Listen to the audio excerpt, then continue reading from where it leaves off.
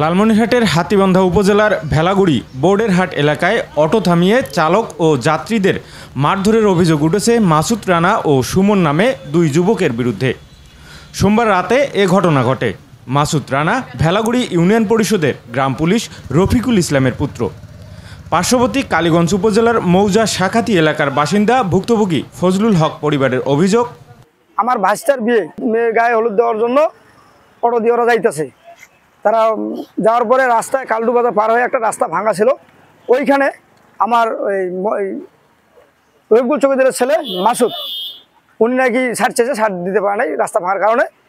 ওই রাস্তা পারে কিছু দূর আসিয়ে উনি সামনে ব্রেকেট দিয়ে ওনার দাঁড় করেছে, করে ওখানে থপর দিছে, একটু ধাক্কাধাক্কি হয়েছে। আস্তে জনগণ ওর দিকে ছাড়ে দিছে।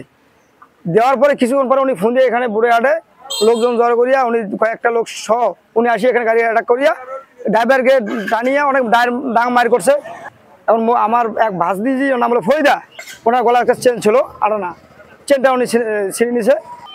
আমাকে রাস্তার মধ্যে দাঁড় করায় চর থাপড় দিছে, একটু ধাক্কাধুক্কি করছিল, করার পরে হুমকি দিছে। পরে সামনে এসে এই জায়গায় এসে আমার আটকাইছে, বোর্ডের হাটে আটকায় এখানে ডাং মার করছে। সাইড দিতে একটু দেরি হয়েছে, উনি যা তা ব্যবহার করছে, চর থাপ্পড় দিছে। দেওয়ার পরে তারপরে আমরা ভুল স্বীকার করছি।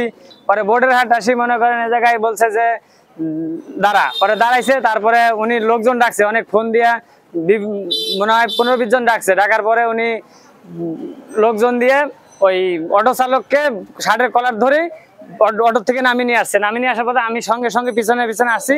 আসার আগেই মানে ওনাকে আগাআগি করার জন্য আমি যথেষ্ট চেষ্টা করছি। তারপরেও মনে করেন ওনাকে ছাড়াতে গিয়ে আমি সহ নিজেই মার খাইছি, আমাকেও মারছে। এ বিষয়ে মাসুদ রানার বক্তব্য পাওয়া না গেলেও তার বাবা গ্রাম পুলিশ রফিকুল ইসলাম জানান, তার ছেলের সাথে ভুল বোঝাবুঝি হয়েছে, স্থানীয়ভাবে মীমাংসার চেষ্টা চলছে। আর হাতীবান্ধা থানা পুলিশ জানান, অভিযোগ পেয়েছি, তদন্ত করে আইনি ব্যবস্থা নেওয়া হবে। এল নিউজ অনলাইন, লালমনিরহাট।